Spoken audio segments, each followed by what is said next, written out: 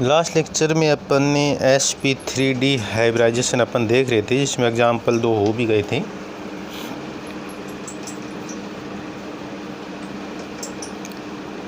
sp3d संकरण देख रहे थे अपन। sp3d में आपने 2 एग्जाम्पल देखे थे। अब अपन नेक्स्ट एग्जाम्पल जो देखेंगे, एक एग्जाम्पल आपने देखा था PCl5 का और सेकंड आपने देखा था ClF3 का। ठीक है।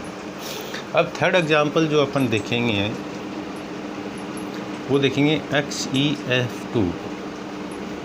ठीक है। तो XeF2 मॉलिक्यूल में अपन क्या देखेंगे, हाइब्रिडाइजेशन को देखते हैं।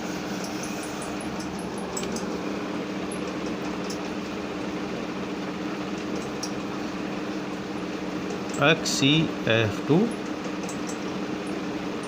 अणु, XeF2 अणु।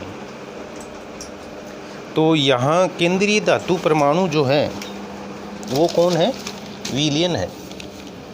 अपना केंद्रीय धातु परमाणु जो है वो कौन है, विलियन है। सॉरी, केंद्रीय धातु परमाणु जो है अपना वो कौन है, जिनोन है, Xe।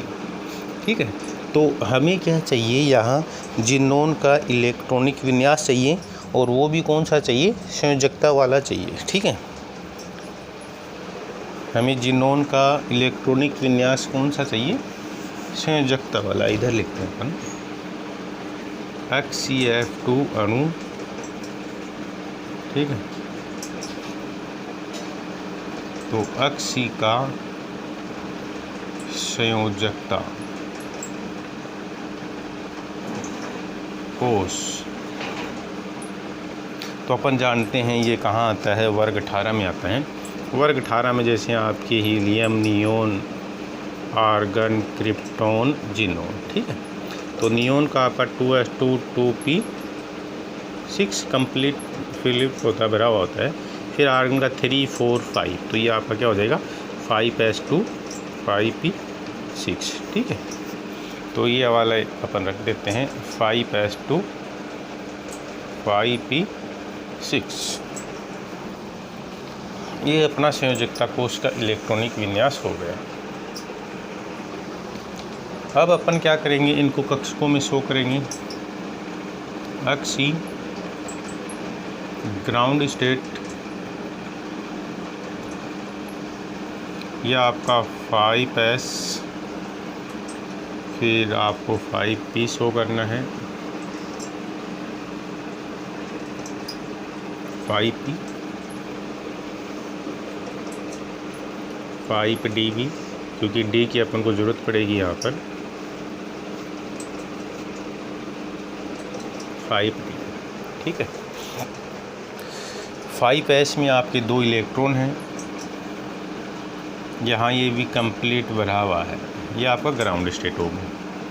अब अपन कहाँ शो करेंगे, एक्साइटेड स्टेट में, क्योंकि जो बॉन्डिंग होती है वो कहाँ होती है, एक्साइटेड स्टेट में होती है। बॉन्डिंग जो होगी वो कहाँ होगी, एक्साइटेड स्टेट में।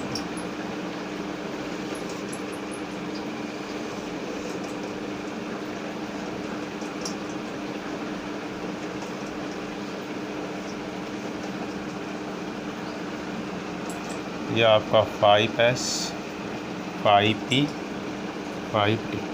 अब देखिए हम क्या करेंगे, जब भी एक्साइटेड स्टेट में इलेक्ट्रॉन को भरते हैं तो अपन क्या देखते हैं, जो अपना मॉलिक्यूल है उस मॉलिक्यूल में केंद्रीय धातु परमाणु ने कितने बंध बना रखे हैं, वो चीज़ अपन देखते हैं।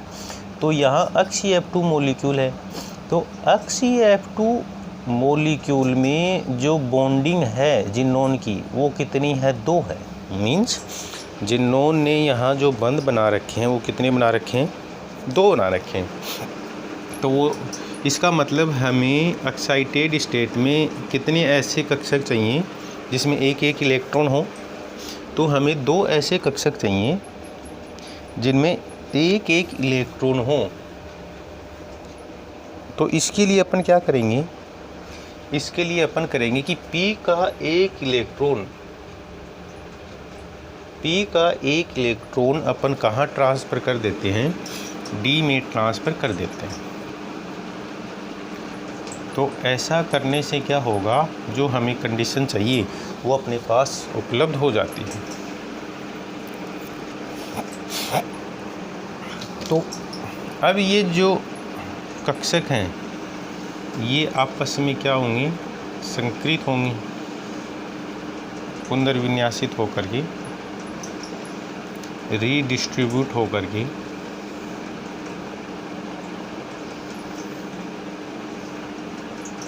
One, two, three, four and 5, ठीक है। ये 5 ऑर्बिटल।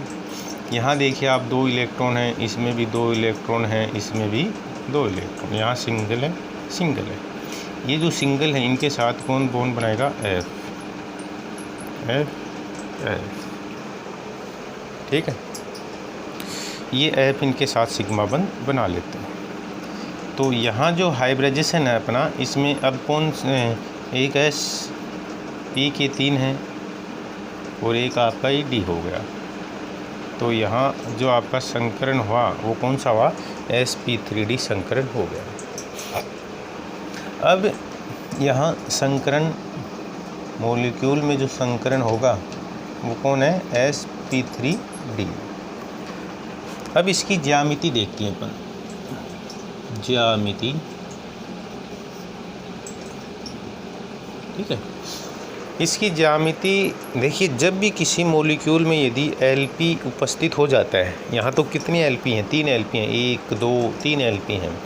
तो Lp जब हो जाता है मॉलिक्यूल में, तो अब क्या है, उसकी ज्यामिति विकृत हो जाती है। तो यहाँ इसकी ज्यामिति जो होगी, देखिए वो कैसी होगी, ये आपका जिनोन है। अब देखिए ज्यामिति कुछ इस टाइप की होगी, sp3d संकरण जो होता है, ठीक है।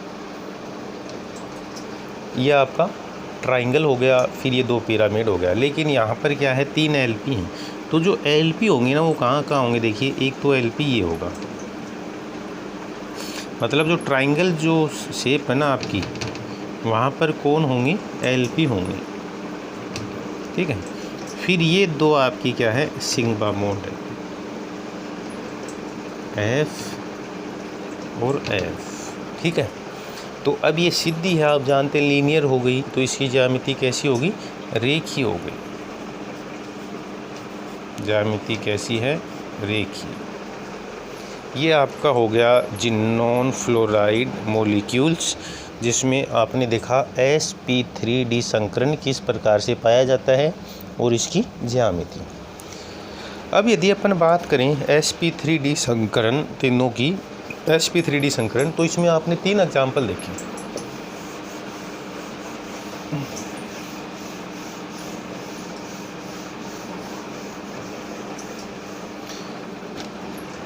तीन एग्जाम्पल आपने कौन कौन से देखे, sp3d, ठीक है।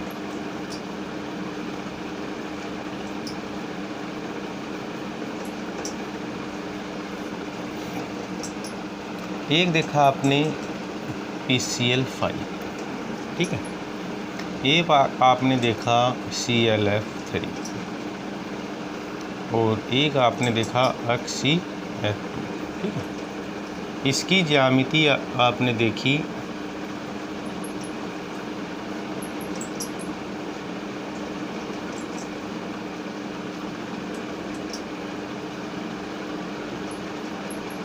ये ट्राइंगल पिरामिड, ठीक है।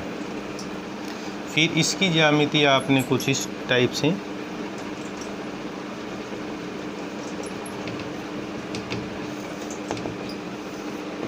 ठीक है। क्योंकि इसके पास कितने Lp थे, देखिए यहाँ Bp जो थे इस मॉलिक्यूल में, Bp जो आपके थे वो 5 थे, वो Lp 0, ठीक है। तो ज्यामिति जो अपन पढ़ते हैं वो, लेकिन यहाँ जब अपन देखते हैं तो यहाँ Bp कितना है आपका 3 है और Lp आपके कितने हैं 2। तो Lp के कारण इसकी ज्यामिति चेंज हो गई, band T, band T safe. जबकि इस मॉलिक्यूल में अभी आपने देखा यहाँ 3 Lp थे, ठीक है, Bp भी 3 और Lp भी 3, सॉरी Bp यहाँ 2 Lp 3। तो रेखीय क्या हो गई इसकी, लीनियर इसकी ज्यामिति है। तो ज्यामिति चेंज हुई किसके कारण, Lp के कारण। अब नेक्स्ट हाइब्रिडाइजेशन अपन देखेंगे। टेबल में जो नेक्स्ट आता है वो आता है sp3d2।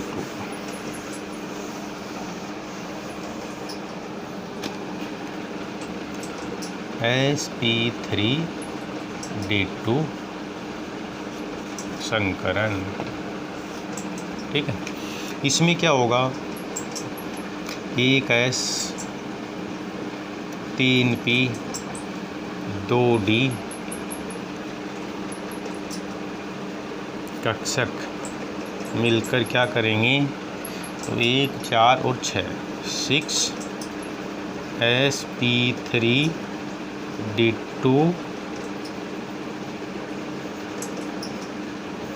संकरित कक्षक बनाते हैं, ठीक है। ऐसा मॉलिक्यूल जो होता है जिसमें sp3d2 हो, उनकी ज्यामिति जो होगी वो कैसी होती है, अष्टफल की,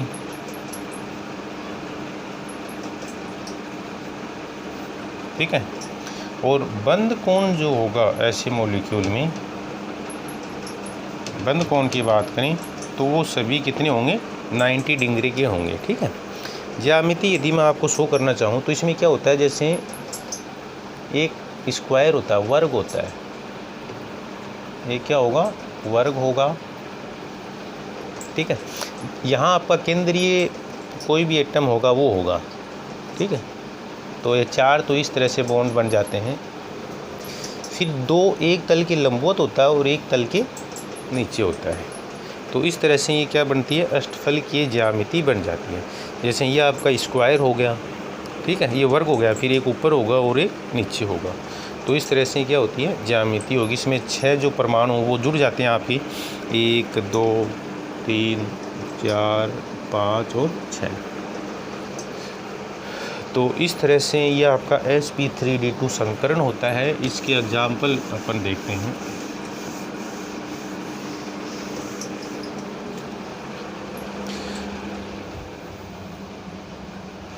तो इसके एग्जाम्पल अपन देखेंगे नेक्स्ट वीडियो में।